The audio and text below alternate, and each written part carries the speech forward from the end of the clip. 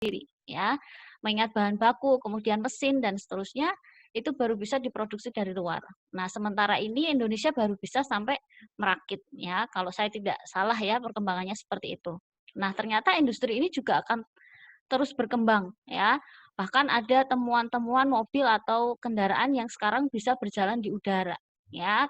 Kelak untuk mengatasi proses atau kemacetan, apa-apa yang kita lihat di film gitu ya, kendaraan bisa terbang gitu, kita bisa naik motor di udara, kita bisa naik mobil di udara, itu kelak akan terwujud gitu. Believe it or not, itu akan terwujud suatu saat gitu, dan itu sudah mulai ada penelitiannya. Oke. Ya, jadi kalau teman-teman ngomong kimia itu jangan salah mengartikan itu kimia itu pokoknya yang bikin tubuh itu jadi nggak sehat.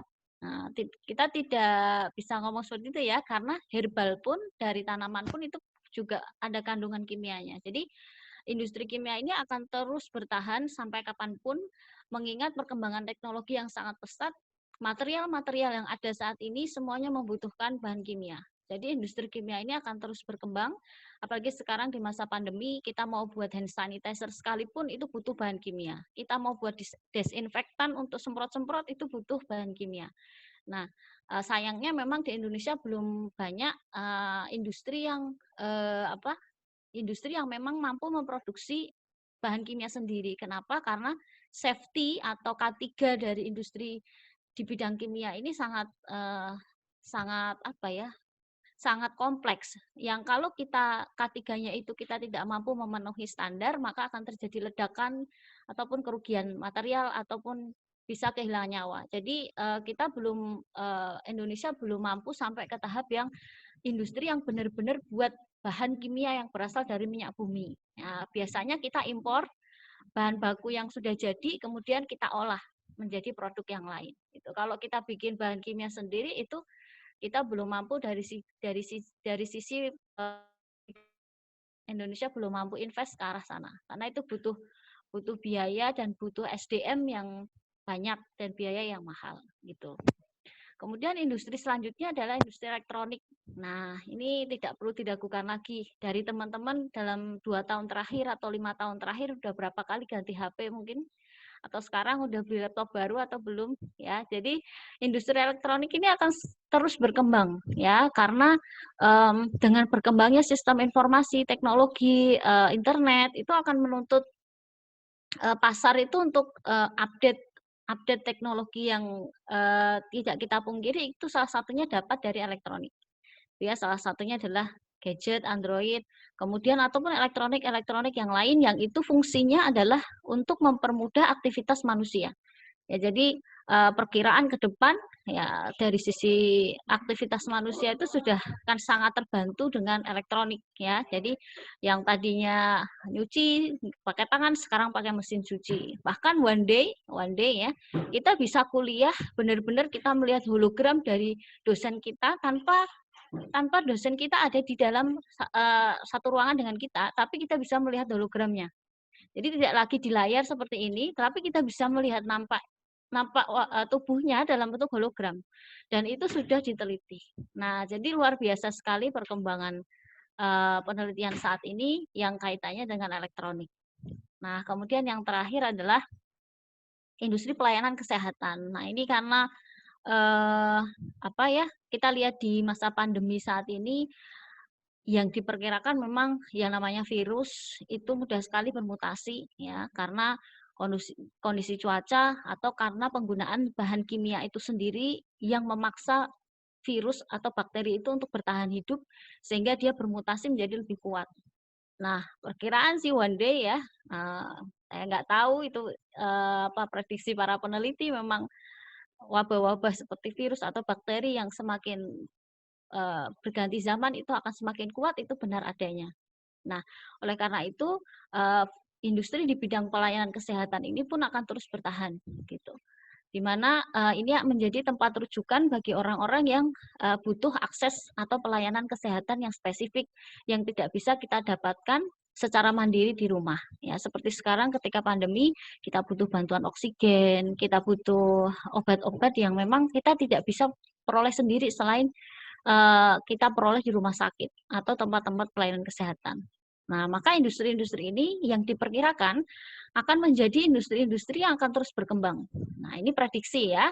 Kita tidak tahu apakah benar adanya atau tidak, tapi inilah prediksi orang-orang yang bergerak di bidang industri dari yang saya pernah baca sampai saat ini. Nah, lalu apa kaitannya dengan polimer yang akan kita pelajari sekarang? Gitu. Jadi polimer itu nanti kaitannya dengan bahan atau material. Jadi kita nggak bisa mengkaitkan polimer ini kalau kita ngomong industrinya adalah industri jasa atau industri pelayanan jasa nih kayaknya nggak nyambung ya polimer itu. Jadi polimer itu cocok untuk industri-industri yang kaitannya dengan berbasis bahan atau material. Ya, polimer ini akan sangat bermanfaat dan penelitiannya sudah banyak sekali, bahkan dari tahun 1800-an. Nah, saya belum lahir. Ya, mungkin kalian apalagi belum lahir ya. Itu sudah ada penelitiannya sehingga produknya sekarang dan di masa yang akan datang, nah saya tidak tahu sudah akan seperti apa. Nah, sekarang saya akan membahas kenapa kita perlu belajar polimer. Yang pertama, dengan kita belajar polimer, kita bisa merekayasa material. Nah, mungkin ini ada salah satu mata kuliah ya, saya nggak tahu di teknik industri mungkin kaitannya dengan rekayasa material. Kenapa kita perlu merekayasa material? Karena kebutuhan fungsi dari material itu semakin berkembang. Ya. Kayak misalkan kita ngomong baju, ya kita ngomong baju. Baju itu kainnya ada banyak banget jenisnya. Ya kalau yang cewek mesti mungkin ada yang rayon, mungkin ada yang apa macam-macam lah itu kainnya. Mungkin kalau yang cowok kita ngomong bodi kendaraan. Bodi kendaraan bahannya macam-macam atau kita ngomong kacamata, bahan kacamata itu juga macam-macam. Ya. Nah, kenapa kita perlu merekayasa material? Karena kita ingin mendapatkan produk sesuai yang fungsinya sesuai dengan yang kita inginkan. Nah, polimer ini adalah salah satu bahan yang cukup mudah direkayasa, baik itu sifat fisik maupun sifat kimianya, sehingga bisa menjadi produk yang kita inginkan. Nah, maka bagaimana cara merekayasanya adalah dengan cara karena saya orang kimia, maka kita harus paham dulu struktur kimianya. Ini bedanya orang kimia dengan orang teknik, ya. Kalau orang kimia itu melihat sesuatu, itu bahan kimianya apa? Itu udah menjadi sesuatu yang biasa. Misalkan misalkan kalian makan apa ya? Misalkan kalian minum soda. Ya udah minum aja ya. Tapi kalau orang kimia yang dilihat pertama bahannya ini apa? Dari bahan kita tahu struktur. Dari struktur oh pantas rasanya kayak gini. Dalamnya karbonat. Nah, kita langsung kayak gitu. Nah, sama dengan material, material itu bisa menghasilkan sifat yang berbeda-beda, apakah dia keras, apakah dia lunak, apakah dia transparan, ataukah dia buram, apakah dia bisa tembus air ataukah tidak. Itu tergantung struktur kimianya. Nah, kalau kita ingin merekayasa ada bentuk yang tipis, tapi dia tidak mudah robek, tapi dia elastis, nah kita rekayasa di bentuk struktur kimianya. Nah, itu yang dimainkan oleh orang-orang kimia. Makanya orang-orang kimia itu banyak sekali penelitian tentang polimer untuk menghasilkan satu material yang dibutuhkan industri. Dan industri itu butuh material itu yang maunya yang seperti apa. Makanya penting sebenarnya orang industri itu juga paham tentang ilmu polimer supaya ketika orang industri itu mau suatu material itu sifatnya seperti ini, nah, ketika kalian nanti misalnya jadi manajer atau jadi bos ya, tahu orang-orang yang tepat untuk bisa melakukan rekayasa material ini. Gitu. Jadi sebenarnya rekayasa struktur ini sebenarnya di by request juga bisa gitu ya, karena biasanya orang kimia itu buta industri. Kita nggak tahu kebutuhan pasar, yang lebih tahu kebutuhan pasar atau prospek di pasar itu orang-orang teknik industri. Nah, ketika kita sudah merekayasa struktur kimia, maka secara otomatis sifat fisiknya akan berubah. Ya, itu secara otomatis. Seperti misalkan seperti apa struktur kimia berubah, fisik berubah. Contohnya adalah ketika teman-teman punya buah apel. Buah apel itu dipotong, kemudian dibiarkan saja. Apa yang terjadi kepada buah apel itu? Kalau teman-teman pernah melihat pasti warnanya menjadi coklat. Ya, itu terjadi perubahan struktur. Kalau strukturnya berubah, pasti sifat fisiknya berubah. Sifat fisik itu biasanya sifat yang nampak pada mata kita atau yang bisa kita rasakan. Bisa kita sentuh, bisa kita rasakan, bisa kita tekan, itu sifat fisik. Nah, jadi ketika kita mampu merubah struktur, pasti sifat fisiknya juga berubah. Nah, ketika sifat fisiknya bisa kita rubah, maka inovasi terhadap produk. Kita mau buat produk yang macam apa, kita paham strukturnya, strukturnya kita rubah, sifat fisiknya berubah, kita mau menginovasi dalam bentuk apapun, itu sudah ada di tangan kita. Maka itu sebenarnya adalah kunci kemajuan teknologi itu adalah merekayasa material sebenarnya. Tapi tidak semua orang mampu melakukan itu, karena itu butuh trial and error. Itu butuh trial and error, tidak bisa hanya seperti mencampurkan tepung terigu dengan tepung beras. Kemudian perbandingannya berapa, tidak bisa seperti itu. Tapi kita harus memperhatikan berapa suhu yang tepat, berapa tekanan yang tepat, berapa perbandingan yang tepat, dan seterusnya. Nah, jadi tidak sesederhana itu. Makanya ini penelitiannya mungkin butuh bertahun-tahun untuk menghasilkan satu material yang bagus begitu. Baik, saya lanjutkan. Jadi apa sih sebenarnya polimer ya? Jadi polimer itu berasal dari bahasa Yunani poli dan meros. Ya, poli itu artinya banyak dan meros itu adalah bagian-bagian ya. Intinya adalah bagian yang sama, bagian yang kecil. Jadi polimer itu sebenarnya didefinisikan sebagai molekul yang besar. Sebenarnya dia makromolekul sebenarnya. Dia itu molekul yang sangat besar yang terbentuk dari susunan ulang unit kimianya. Yang susunan ulang itu disebut monomer. Jadi polimer itu adalah unit besar yang kalau kita zoom besar, zoom sampai jutaan kali zoom, itu isinya itu seperti monomer-monomer yang berjejer-jejer. Dan monomer itu bentuknya sama. Ya, bentuknya sama. Jadi seperti teman-teman, kalau bahasa saya gampangnya teman-teman memilin karet. Nah, kalau masa kecil tuh pernah ya memilin karet, bikin gelang karet disambung sampai nanti jadi panjang buat lompat tali ya. Nah, polimer itu seperti itu ya. Jadi dia itu tersusun dari bagian unit kecil yang namanya monomer, yang monomer itu bentuknya sama. Nah, ketika dia berikatan berulang, jadi monomer berulang, dia akan menjadi satu polimer yang besar. Nah, yang membedakan itu bisa monomernya, ya, bisa jenis monomernya yang nanti akan berakibat pada perbedaan sifat fisik itu, bisa jenis monomernya, bisa cara mereka berikatan. Jadi ada polimer yang cara berikatannya itu rantainya lurus ya, sama kayak bikin tadi lompat tali itu kan lurus, ada yang bercabang ya. Ada yang mungkin crosslink ya. Crosslink itu kayak jembatan, ada jembatannya gitu. Jadi antara satu rantai dengan rantai di atas itu ada jembatannya gitu, kayak tangga. Nah, ada yang seperti itu. Nah, itu juga bisa berakibat pada perbedaan sifat fisik. Nah, itulah yang disebut sebenarnya adalah polimer. Dan polimer ini sekarang itu jenisnya sudah banyak sekali. Saya tidak bisa, dan saya bahkan tidak suruh menyebutkan 100 jenis saja nggak bisa gitu ya. Saking banyak, bahkan satu jenis polimer aja turunan produknya itu udah banyak. Turunan produknya sudah banyak. Nanti kita akan bahas di belakang contoh produknya apa saja. Nah, sejarah perkembangan polimer itu awalnya itu sebenarnya yang namanya polimer itu ditemukan di alam, maka kita sebut sebagai polimer alami. Contohnya apa sih polimer alami? Polimer alami itu contohnya adalah selulosa. Selulosa itu kalau kita lihat sekarang kalau produk itu ya kertas, kain wol, karet alam ya. Itu juga polimer. Tapi itu adalah polimer alam. Nah, kalau polimer alam itu tidak relatif susah untuk direkayasa ya. Kalau polimer buatan atau polimer sintetik itu bisa kita rekayasa. Nah, sebenarnya tahun 1800-an itu sudah ditemukan istilah polimer melalui melalui produk-produk yang asalnya dari alam. Nah, kemudian berlanjut di 1907 seorang peneliti dari New York ya, dia menemukan bahwa ternyata polimer itu bisa dibuat. Ya, bentuk seperti polimer yang susunannya berulang itu bisa dibuat. Nah, kemudian dia mencampurkan antara fenol itu golongan alkohol dengan formaldehid. Formaldehid itu golongan yang sama dengan formalin. Ya, tapi ibarat kata kelas, formaldehid itu adalah kelasnya, formalin itu adalah salah satu anggotanya. Jadi golongan formaldehid itu Contohnya macam-macam, salah satunya formalin.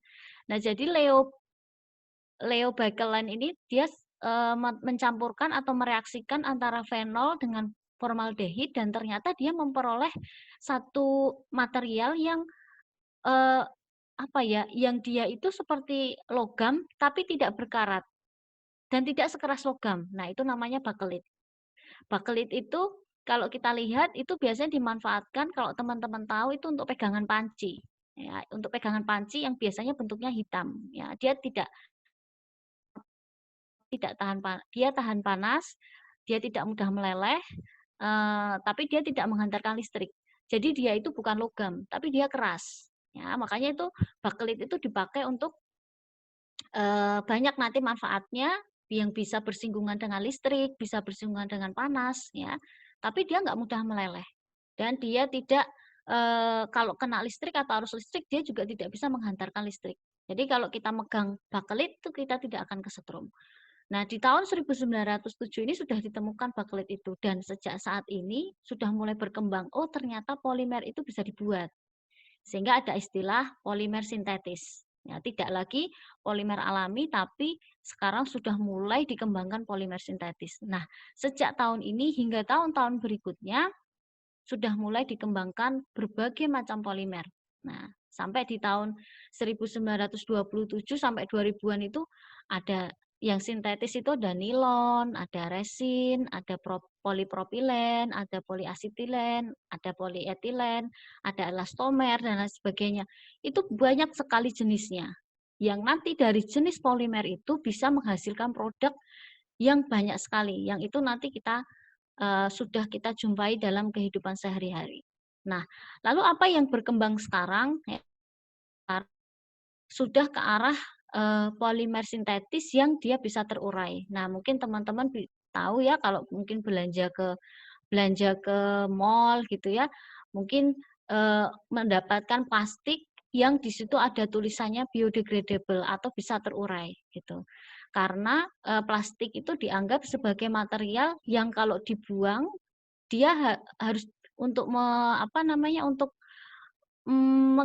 menghilangkan itu dia harus dibakar. Kalau dia didaur ulang, pasti hasil daur ulangnya kualitasnya jelek. Tapi kalau dia dipendam di dalam tanah, dia tidak akan pernah terurai walaupun sudah 10 tahunan lebih.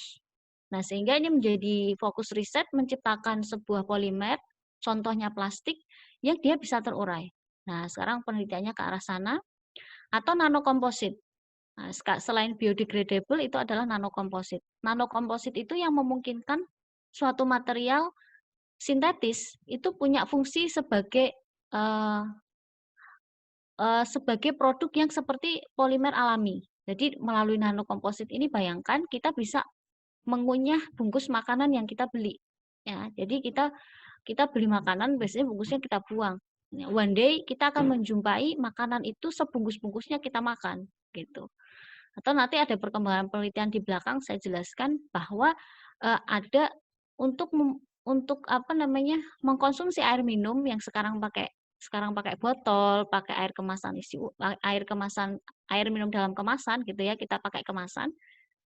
Itu sudah kemasannya kita ikut minum gitu. Nanti ada contohnya di belakang.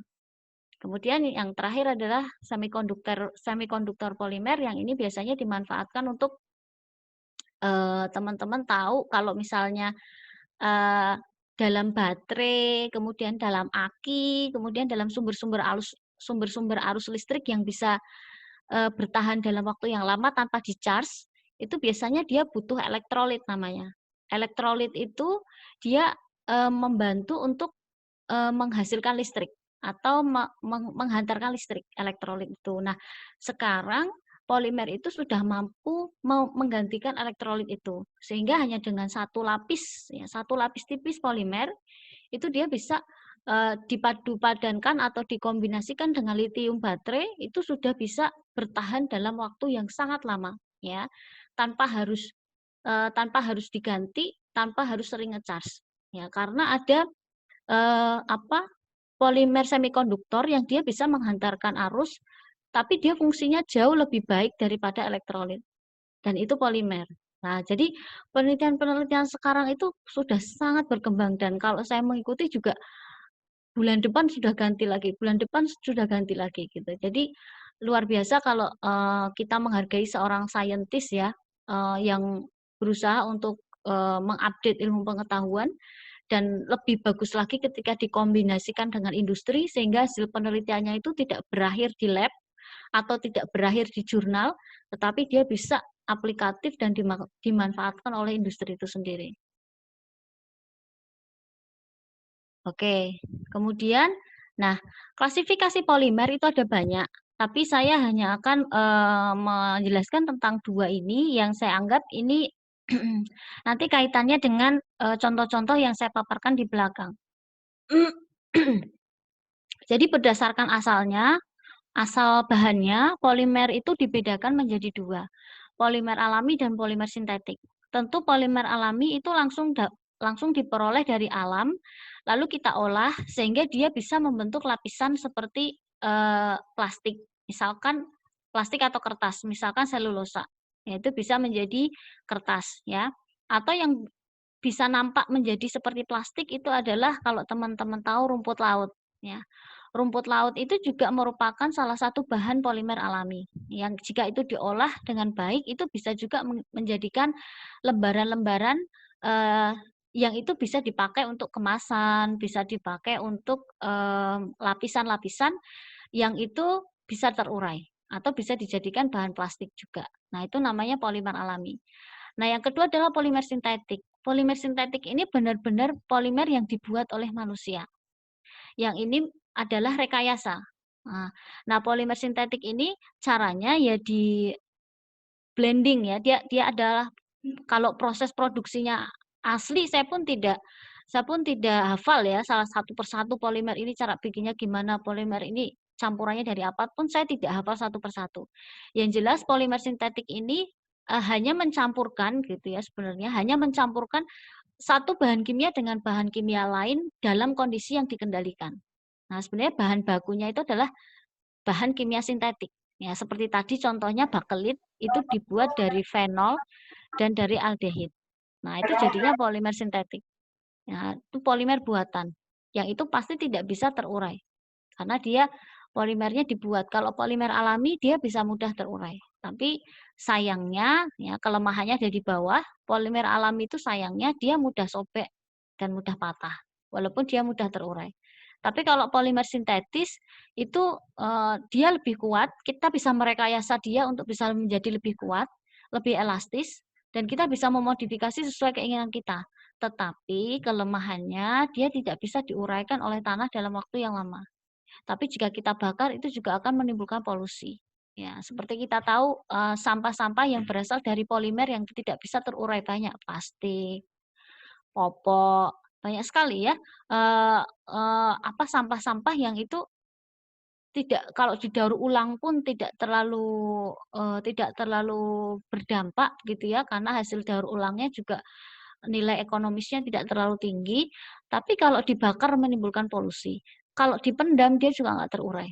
Nah, inilah kelemahan dari polimer sintetik. Maka nanti melalui komposit itu akan memblend bagaimana suatu polimer alami itu disisipkan dalam polimer sintetik, yaitu namanya komposit. Nah, kemudian klasifikasi yang kedua itu berdasarkan sifat termal. Nah, kalau kita ngomongin sifat termal itu berarti dari ketahanan panasnya. Dan dari ketahanan panas ini kita bisa lihat dari sifat fisik. Apa sih yang disebut polimer termoplastis? Polimer termoplastis itu adalah polimer yang bisa meleleh pada saat dipanaskan. Ya, jadi dia bisa meleleh pada saat dipanaskan. Tapi kalau polimer termoset, dia tidak bisa meleleh jika dipanaskan. Nah, ini ada kelebihan, ada kelemahannya. Kalau polimer termoplastis, dia bisa meleleh pada saat dipanaskan, lelehannya bisa kita cetak lagi. Nah, itu yang dilakukan terhadap bahan-bahan yang terbuat dari polimer termoplastis. Nah, misalkan dari air minum kemasan, ya air minum kemasan itu air minum dalam kemasan. Itu kemasannya sebenarnya kalau mau dilelehin dicetak lagi bisa, karena dia termoplastis. Tapi nanti kualitasnya akan jelek. Nah, itu kualitas kemasannya nanti akan jelek. Entah itu dia akan warnanya lebih keruh atau entah itu dia akan lebih kaku dan sebagainya. Ya, yang jelas sifatnya tidak akan sebagus dari yang sebelumnya. begitu. Tapi tetap bisa didaur ulang. Kalau yang termoset tidak bisa didaur ulang. Kalau sudah rusak ya sudah, gitu. Dia tidak bisa dilelehkan. Ya, kalau sudah rusak ya sudah. Nah, itu menjadi satu kelemahan. Gimana cara ngolahnya polimer termoset? Karena dia tidak bisa diolah lagi, dia tidak bisa didaur ulang. Nah, ini adalah contoh polimer termoplastis yang teman-teman sering jumpai dalam kehidupan sehari-hari. Yang pertama adalah polietilen atau yang kita sebut dengan PE. Ya. PE ini sebenarnya adalah polimer dengan sifat yang dia cukup elastis, ya, cukup elastis. Dia bisa dibuat transparan. Itu tergantung jenisnya. Maka PE ini dibagi menjadi dua. Kalau di industri itu ada HDPE dan ada LDPE.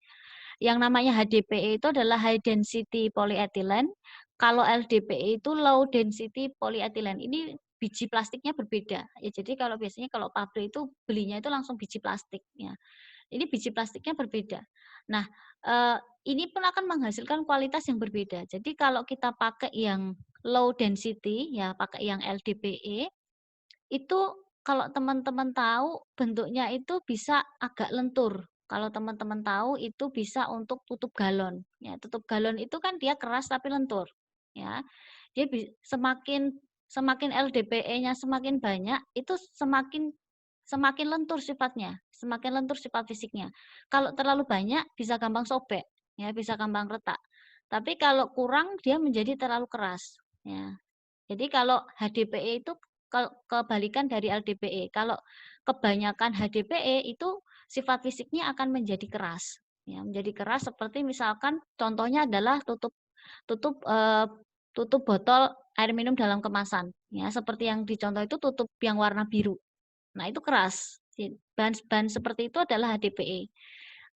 Produknya akan menjadi sangat keras. Nah, kalau plastik itu dia blend antara HDPE dan LDPE dalam komposisi yang lebih banyak dari LDPE karena sifatnya lebih elastis. Ya, jadi kalau HDPE-nya banyak, kuncinya ya kalau HDPE-nya banyak itu kuncinya itu akan kaku, akan keras kalau HDPE-nya banyak.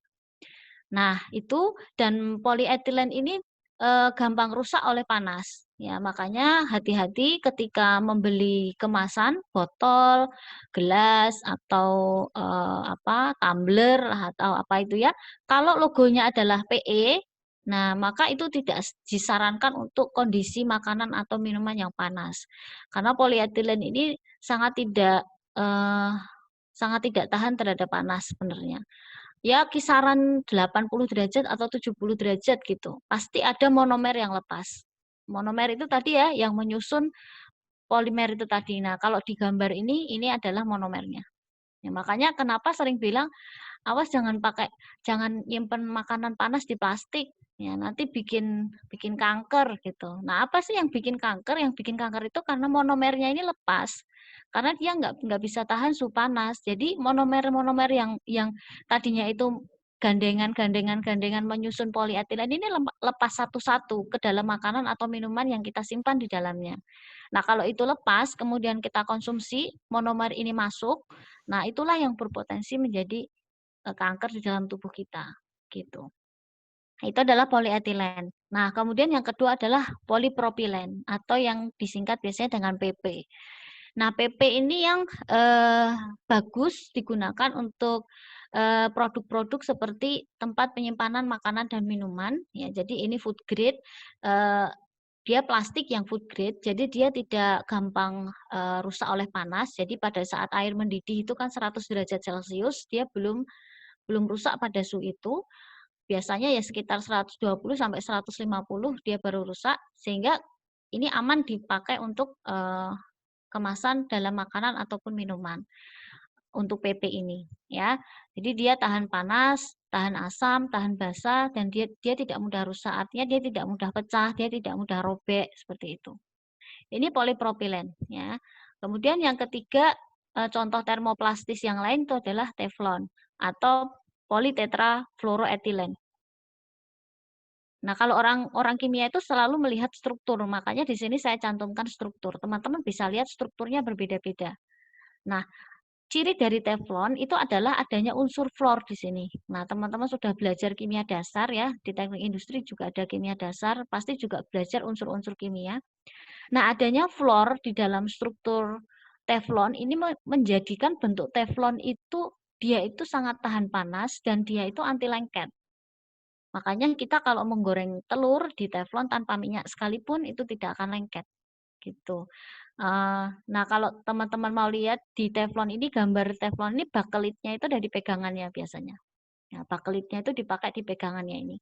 Ini kita pakai bakelit. Ya, jadi kalau teflonnya yang di tengah-tengahnya, ya, dia tahan sampai suhu 260 derajat Celcius tidak akan terbakar atau tidak akan rusak. Kecuali kita mengikis lapisannya. Jadi lapisannya kita keruk pakai pisau atau sesuatu yang tajam sehingga lapisan teflonnya ini menjadi hilang. Karena kalau kita lihat teflon itu sebenarnya teflonnya hanya lapisannya atasnya saja, dalamnya tetap logam biasa, ya. Tetap logam yang bisa menghantarkan panas. Sedangkan teflonnya itu adalah lapisan luarnya yang kita pakai untuk masak. Maka kalau kita punya teflon itu jangan disikat pakai apa ya? Sesuatu yang tajam yang bisa mengikis lapisan teflonnya ini. Nah, nanti dia bisa hilang polimernya yang menyusun dari teflon itu. Oke, selanjutnya adalah polistiren. Polistiren ini adalah yang biasa kita pakai untuk makan ya, untuk bungkus makanan seperti styrofoam, kemudian ada juga gabus yang biasanya kita beli alat elektronik di dalamnya ada gabus. Nah, ini perhatikan cirinya kalau di kimia saya nggak tahu dapat nggak ya. Ini adalah cincin benzena ya, aromatik. Keberadaan aromatik di dalam monomer itu dia bisa memberikan efek kaku. Ya, dia bisa memberikan efek kaku seperti tapi kakunya itu kaku yang bisa dipatahkan. Ya, beda dengan kaku yang kayak tadi tutup galon tadi itu kalau kaku tapi kakunya itu kaku kaku masih rada elastis. Tapi kalau polistiren ini benar-benar kaku yang tapi kaku kalau ditekuk itu bisa patah. Itu polistiren. Nah, ini bisa produknya sering kita pakai ya. Ini untuk ketahanan panasnya ini di atas polietilen, tapi ini tetap di bawah polipropilen. Jadi kalau teman-teman bungkus makanan pakai styrofoam seperti ini, sebaiknya sih tidak untuk makanan-makanan yang sangat panas seperti air mendidih, seperti panasnya air mendidih ya. Sebaiknya sih tidak disimpan di bungkus makanan seperti ini. Tapi kalau hangat-hangat tidak ada masalah. Ala styrofoam ini aman untuk kondisi panas yang sekitar 80 itu masih aman. Kemudian ini adalah polivinyl klorida. Ya, polivinyl klorida yang biasanya dipakai untuk bahan baku pipa. Ya, dia tahan panas, dia tahan asam, tahan basa, dan dia juga tidak mudah rusak. Dan dia sangat amat keras dan kaku. Ya. Sangat amat ya. Jadi saya ngomong sangat amat. Makanya ini konsentrasi kecil saja pakai PVC untuk pipa itu maka akan sangat keras. Nah, kemudian yang terakhir, ini contoh terakhir dari saya adalah ini belum saya ganti. Ini adalah polisulfon. Ini adalah polisulfon. Polisulfon itu objek penelitian saya waktu S2 kemarin. Waktu S2 kemarin saya meneliti tentang polisulfon yang saya aplikasikan untuk membran. Jadi membran itu dipakai untuk kalau teman-teman tahu di air minum isi ulang biasanya kita ada namanya filter. Ya, filter kita untuk menyaring air minum itu supaya jadi bersih. Nah, filter itu kalau kita beli ya lumayan mahal. Dan biasanya kalau di tempat yang jual air minum isi ulang itu biasanya dia filternya berlapis-lapis. Ya, ada beberapa kali filter. Ya. Tapi dengan adanya polisulfon ini itu bisa menghemat. Kenapa? Karena polisulfon ini dia itu bisa direkayasa, dia punya pori-pori yang kecil, tapi dia tidak gampang robek. Jadi kita mau memakai dia untuk aliran air yang kecepatannya besar sekalipun itu nggak akan robek gitu. Dan ini pori-porinya juga cukup kecil. Pori-porinya bisa kita atur, mau pori-pori besar, mau pori-pori kecil itu bisa kita atur. Dan ini jauh lebih awet, bisa kita pakai dalam waktu yang lama, tanpa harus sering diganti. Gitu. Nah, itu tadi polimer yang termoplastis. Nah, ini adalah polimer yang termoset. Yang tadi saya bilang itu tidak bisa meleleh kalau dipanaskan dan itu nggak bisa didaur ulang.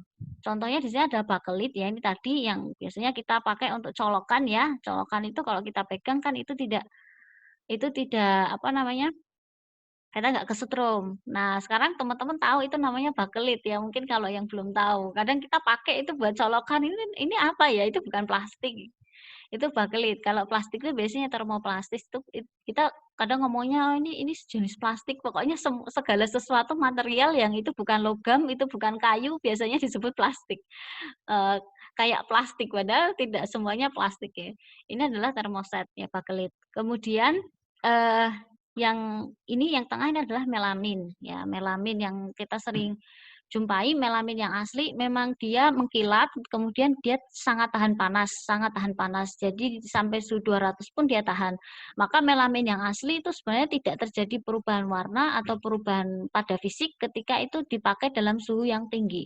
Atau kita pakai dia untuk wadah makanan gitu ya, maksudnya dalam makanan atau air atau sesuatu yang panas tuh dia dia tidak mudah berubah warna. Kalau itu melamin yang asli, karena memang melamin yang asli itu harganya mahal. Kalau yang mungkin murah di pasaran itu berarti bukan melamin yang asli, itu mungkin dia dibuat dari polietilen atau polipropilen ditiru dengan meniru bentuk dari melamin. Kemudian yang terakhir adalah resin ya, ini bentuknya seperti keramik tapi dia bukan keramik. Makanya polimer itu bisa meniru ya, bisa meniru semua bentuk sebenarnya. Cuma saya eh, bukan meniru, tapi dia bisa menggantikan banyak fungsi. Nah, ini salah satunya adalah dia bentuknya itu secara kasat mata itu mirip keramik sebenarnya, tapi dia tidak seberat keramik. Jadi kalau dipegang tuh ringan, dia ringan banget. Tapi kalau kita ketuk-ketuk itu dia keras, mirip seperti keramik gitu. Nah, ini contohnya. Kemudian, nah ini perkembangan polimer saat ini ya, yang tadi saya bilang polimer dalam kemasan itu contohnya adalah biodegradable polimer atau polimer yang bisa terurai. Nah, yang kedua adalah kemasan yang bisa dimakan atau dia adalah campuran antara sintetik polimer dengan natural polimer atau justru dia murni natural polimer tetapi dia direkayasa bukan direkayasa ya, dia dicampurkan dengan satu bahan tertentu sehingga dia bisa dibentuk lapisan. Nah, misalkan ini ya, misalkan ini teman-teman bisa lihat gambar, ini tuh sebenarnya temuan tahun baru kemarin 2019 ya, 2019 atau 2019 sepertinya. Ini adalah dalamnya itu air. Jadi air yang itu kalau kita pecahkan di dalam mulut, itu lapisannya ini bisa meleleh di mulut kita. Ini sebenarnya. Dan ini itu terbuat dari rumput laut. Sebenarnya ini lapisannya ini, lapisan yang buat membungkus airnya ini. Nah, dia dibuat dari rumput laut, terus dibuat untuk ngemas air.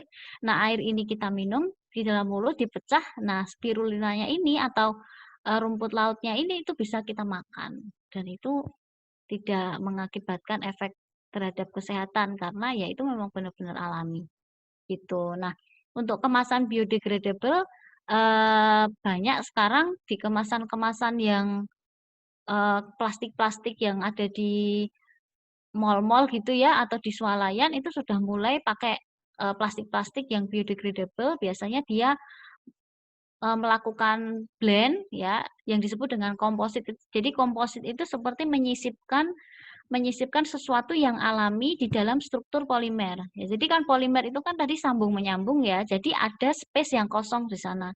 Nah, space yang kosong ini dimasuki oleh si komposit ini. Nah, kalau sudah kompositnya sudah masuk, maka akan terjadi penurunan sifat sintetiknya yang tadinya itu benar-benar sintetis murni yang dia tidak bisa terurai karena dia disisipi oleh yang alami, maka dia menjadi bisa terurai, tapi tidak semuanya. Ya, jadi kalau ada plastik yang mudah terurai itu sebenarnya enggak terus dia itu seperti kertas yang dipendam di dalam tanah kemudian dia terurai, itu tidak.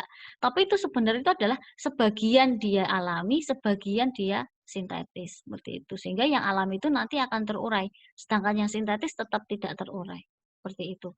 Nah, itu pakainya adalah prinsipnya prinsip komposit. Nah, sekarang sudah berkembang ke nano komposit. Jadi kompositnya dinanokan dulu, ukurannya diperkecil, baru di blend, baru dicampur. Jadi kalau ukurannya sudah nano, itu masuk ke sela-sela polimernya lebih banyak daripada kalau tidak dibuat nano. Nah, arahannya sudah ke nanoteknologi sekarang. Oke, kemudian yang kedua adalah untuk pakaian itu ada baju anti peluru, itu juga dari Kevlar namanya ya, polimernya namanya Kevlar.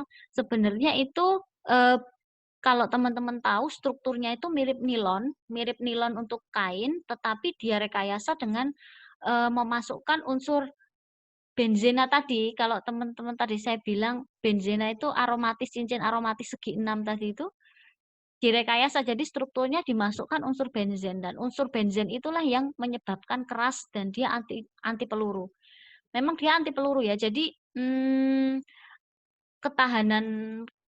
ketahanannya itu dia diberi tekanan yang sangat besar pun dia tidak robek.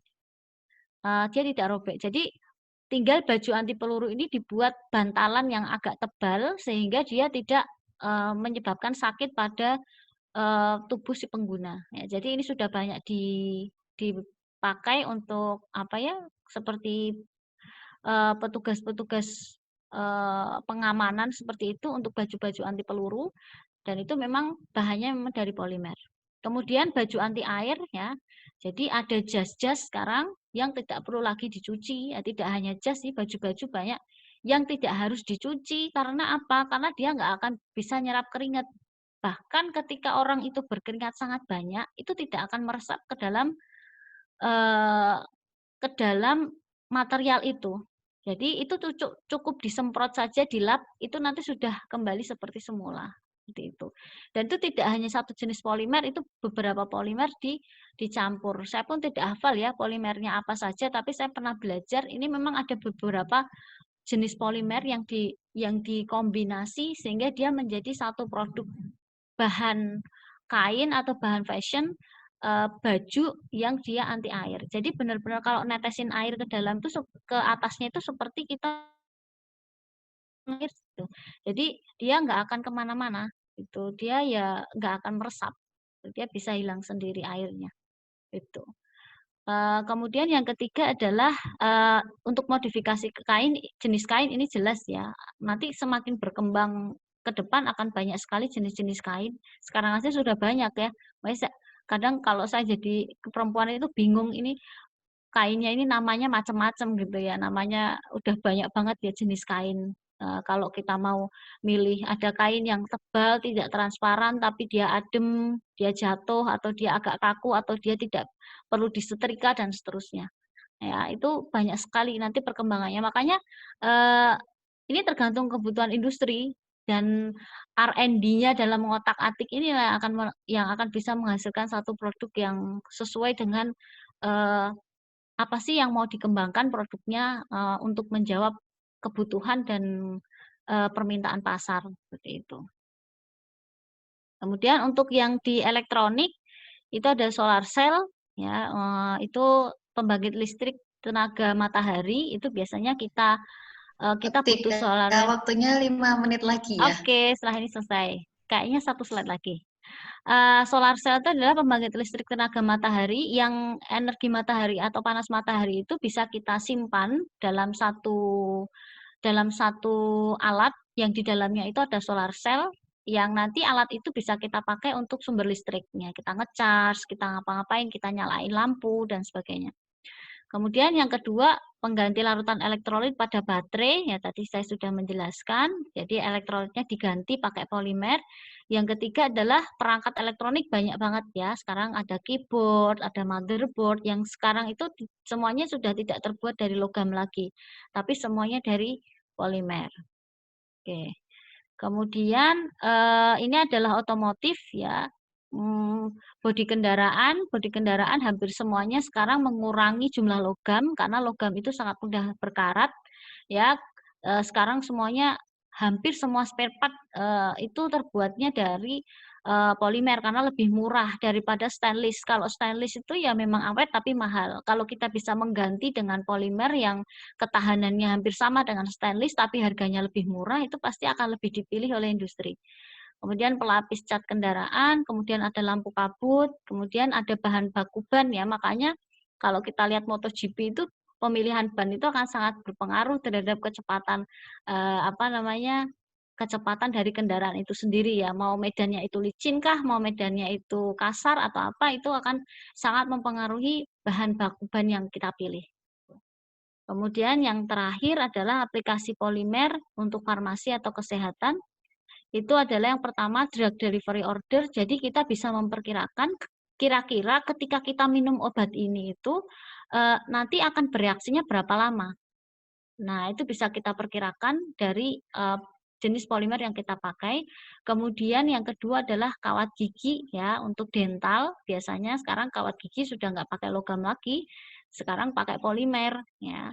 Kemudian ring jantung ya, bagi yang punya penyakit jantung itu ringnya sekarang makanya harganya jauh lebih bisa terjangkau oleh BPJS ya. Karena ring-ring yang dipakai itu memang tidak lagi terbuat dari platina atau logam, tapi kita bisa ganti itu dengan polimer.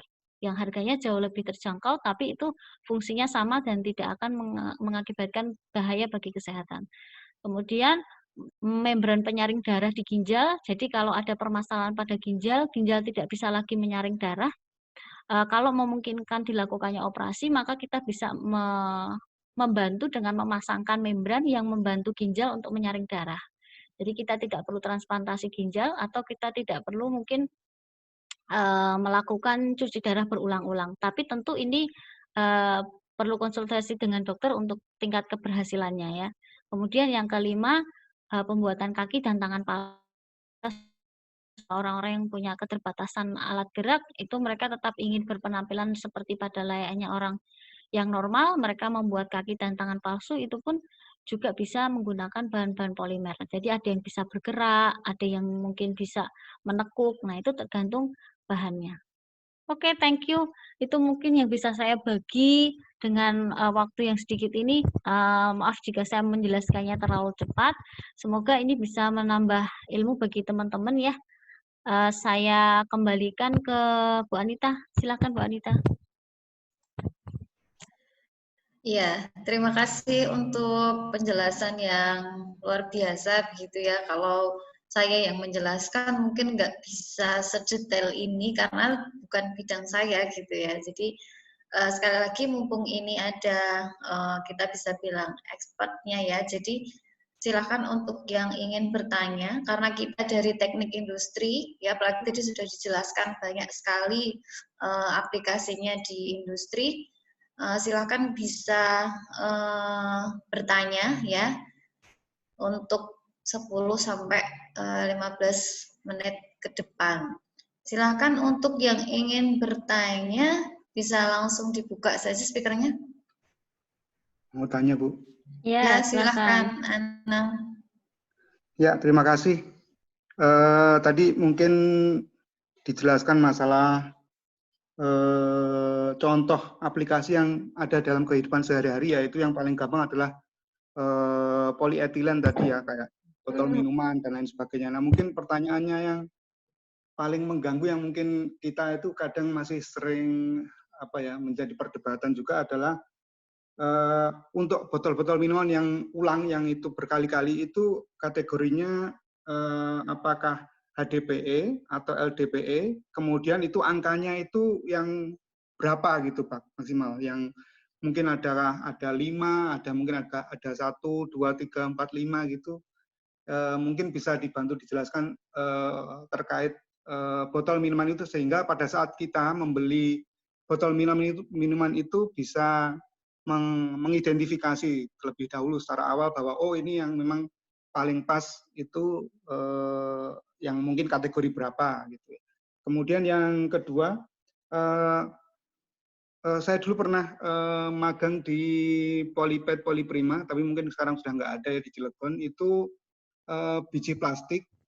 Nah itu berarti ini bagian dari polimer ya, atau seperti apa? Karena itu kan PET ya, polietilen. Berarti itu bagian dari polimer atau apa? Mungkin bisa dibantu dijelaskan.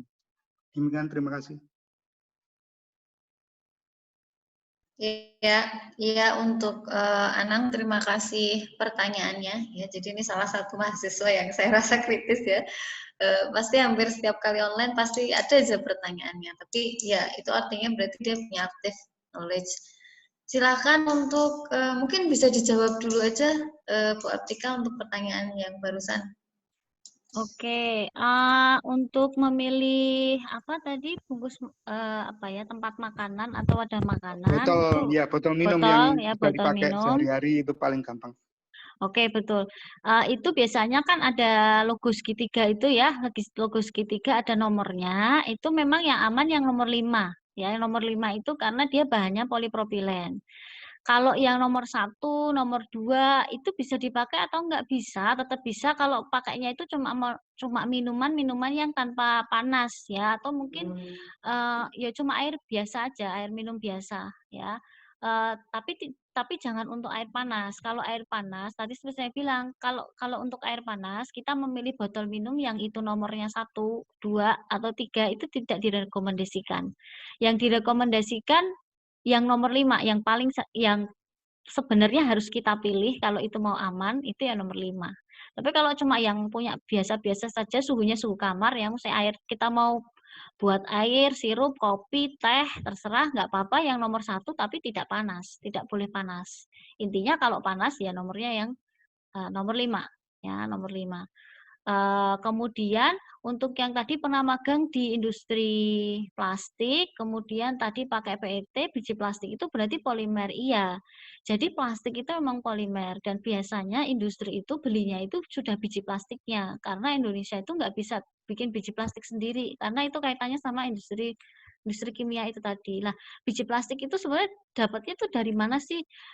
Itu sebenarnya kan tadi itu blending ya, itu pencampuran yang bahan bakunya itu dari turunan minyak bumi. Jadi kalau industri kimia awal itu dia yang memproduksi bahan-bahan baku yang itu untuk membuat biji plastik tadi, itu kan bahan awalnya dari turunan minyak bumi yang nanti turunan minyak bumi itu bahan kimia itu banyak. Mulai dari fenol, alkohol, aldehid, keton, asam karboksilat, dan apapun itulah golongan-golongan bahan kimia itu sebenarnya itu adalah turunan minyak bumi yang diolah. Makanya banyak sekali bahan kimia itu yang eksplosif, yang mudah sekali terbakar karena bahan awalnya dia itu sebenarnya dari minyak bumi. Dia aslinya nenek moyang dia itu didapat dari mana? Dari minyak bumi. Beda dengan logam. Kalau logam itu kan memang dia dari tambang. Ya, dia memang didapat dari tambang asli gitu.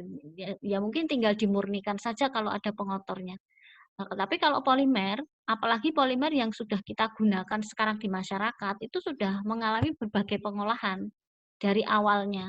Gitu. Jadi dari turunan minyak bumi itu diolah nanti jadi biji besi, dari biji besi itu, dari biji plastik pun itu tergantung polimernya apa. Mau polimernya itu PET, PP, PVC, apapun itu semua biasanya pabrik itu beli sudah dalam bentuk bijinya.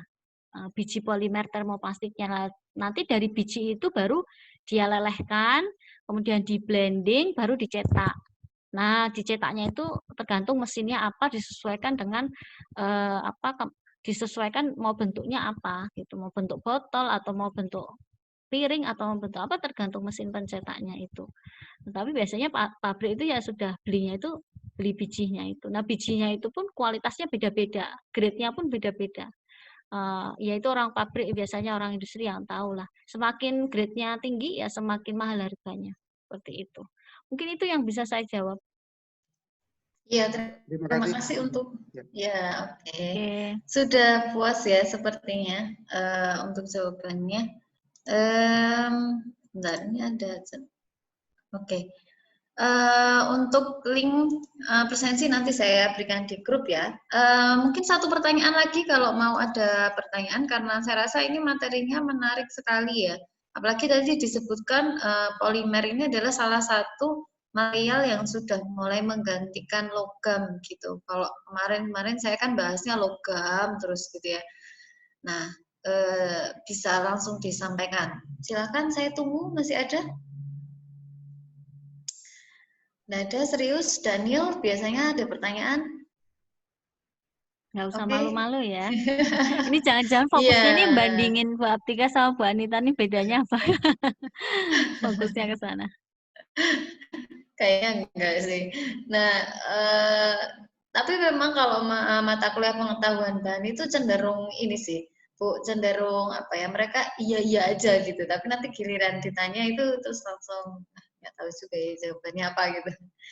Oke, kalau memang tidak ada pertanyaan, berarti cukup dong nih ya untuk pertemuan hari ini. Ya, tadi satu pertanyaan saja dari Anang ya, mewakili dari semua peserta gitu.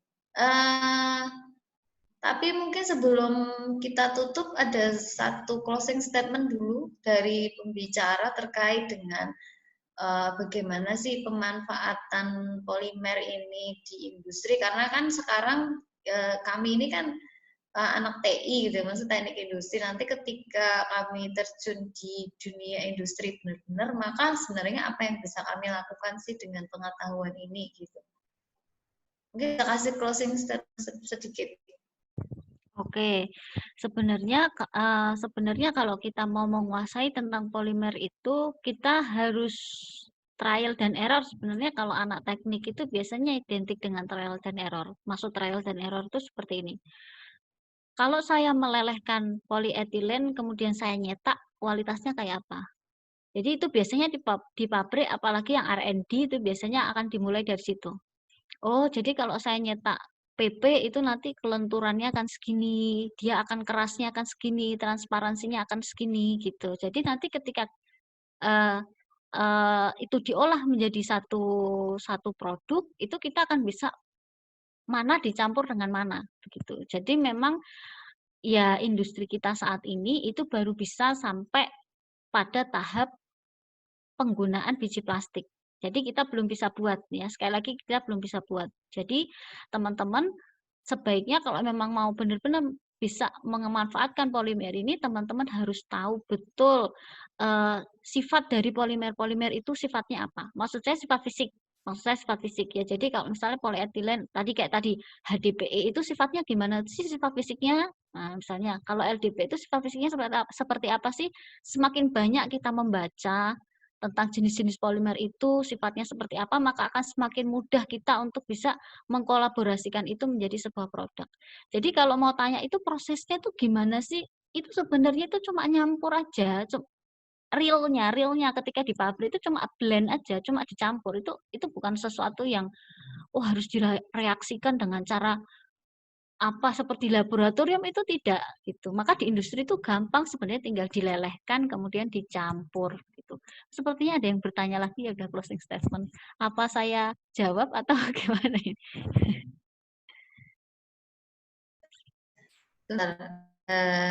Oh iya, dari Daniel. Oke. Boleh dijawab sebentar? Oke, Bagaimana menyikapi? Langsung aja menyikapi dijawab. dunia yang terdampak global warming, sedangkan polimer itu sulit untuk terurai di bumi. Ya, jadi tadi salah satu caranya adalah dengan komposit tadi. Nah, jadi sebenarnya kenapa sih ada polimer sintetik? Itu karena kita tidak mau sumber daya alam itu habis. Ya, kita tahu ya, kalau kita itu bikin kayu itu kita tebangi semua, kita bikin lemari, kita bikin pintu, kita bikin apa, tuh kayu lama-lama habis. Maka ilmuwan berpikir gimana caranya kita menemukan material yang bisa menggantikan kayu. Nah, jadilah ada polimer yang bisa menggantikan kayu, kan begitu ya. Sama kayak logam. Kenapa ada polimer yang bisa menggantikan logam? Ya karena logam itu mudah berkarat, kemudian dia berat, dan seterusnya. Artinya berpikir, oh dia bisa menggantikan. Nah, walaupun itu ada kelemahannya. Nah, jadi tidak serta-merta sebenarnya mau cari murah, sebenarnya enggak sih. Awalnya itu karena memang kita menghindari terjadinya krisis bahan alam gitu. Nah, lalu bagaimana sekarang sudah terlanjur Bu, plastik itu ada di mana-mana dan sekarang industri melihat itu sebagai cuan ya, cuan gitu ya. Dengan modal yang sedikit menghasilkan sesuatu yang bisa kita jual mahal gitu. Ya salah satu menyikapinya kalau kita mau bijak itu ya kita menggunakan komposit itu tadi. Komposit itu tidak hanya dari tanaman, kita bisa pakai lempung. Teman-teman tahu lempung ya? Lempung itu dia itu bisa dijadikan komposit di dalam plastik supaya plastik itu dia bisa menjadi mudah terurai, dia bisa dipakai untuk absorben, dia bisa tahan panas, itu bisa pakai lempung kompositnya sebenarnya. Itu untuk menghindari atau untuk mengurangi komposisi dari polimer itu sendiri. Gitu. Salah satunya cuma blend itu tadi. Karena kalau semuanya alami itu juga akan lebih mengikis alami, malah alamnya akan semakin habis. Karena apa? Karena kebutuhan manusia terhadap material itu sangat besar. Kalau kita semuanya alami itu tidak akan bisa mencukupi. Nah, makanya kita ya balancing itu tadi antara polimer alami dan polimer sintetik. Gitu. Makanya sekarang sudah mulai digalakkan kalau belanja jangan pakai plastik, kita buat tas sendiri, itu untuk mengurangi kita buang plastik. Kalau mau makan, kita bawa tempat makan sendiri kayak gitu. Itu dalam rangka yaitu sampah plastik itu udah makin banyak. Seperti itu. Mungkin itu Daniel yang bisa saya jawab untuk mengurangi supaya bisa terurai tadi ya. Ya, oke, terima kasih. Saya rasa sudah jelas juga ya. Jadi sekali lagi yang kita pahami awal mungkin polimer itu adalah plastik. Polimer itu tidak bisa diurai. Ternyata tidak semua polimer itu seperti itu, gitu.